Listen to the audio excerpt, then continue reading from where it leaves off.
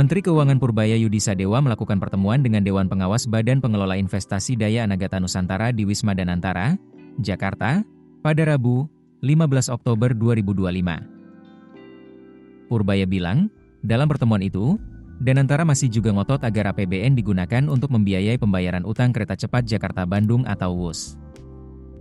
Meskipun pada akhirnya mereka berjanji akan mengkaji lagi usulan Purbaya bahwa utang kereta cepat dibayar menggunakan dividen BUMN.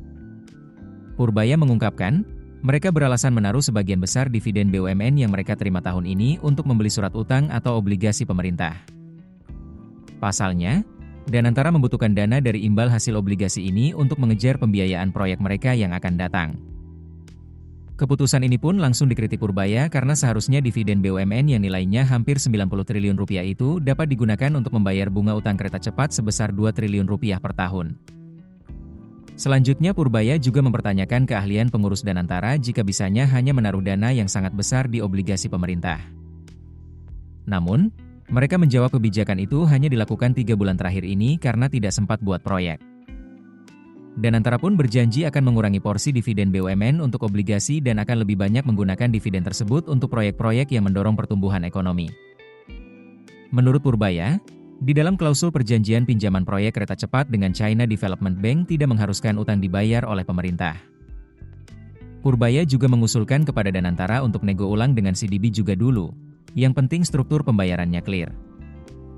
Sementara ini, Purbaya tetap berpegang teguh tidak mau menggunakan APBN untuk membiayai proyek kereta cepat WUS. Sebagai informasi, utang jumbo proyek kereta cepat WUS menjadi sorotan menyusul terbitnya laporan keuangan PT Kereta Api Indonesia. Laporan keuangan KAI per 30 Juni 2025 mencatat anak usahanya, PT Pilar Sinergi BUMN Indonesia, menderita kerugian 4,195 triliun rupiah pada 2024 dan 1,625 triliun rupiah di semester 1 2025. PSBI merupakan pemegang saham mayoritas KCIC yang menanggung langsung beban utang proyek. Direktur Utama KAI, Bobi Rashidin, mengaku tengah menyiapkan langkah bersama Danantara untuk membahas beban utang proyek tersebut. Keputusan bisnis terbaik datang dari data, bukan tebakan. Mudah berlangganan Business Insight dengan subscribe with Google.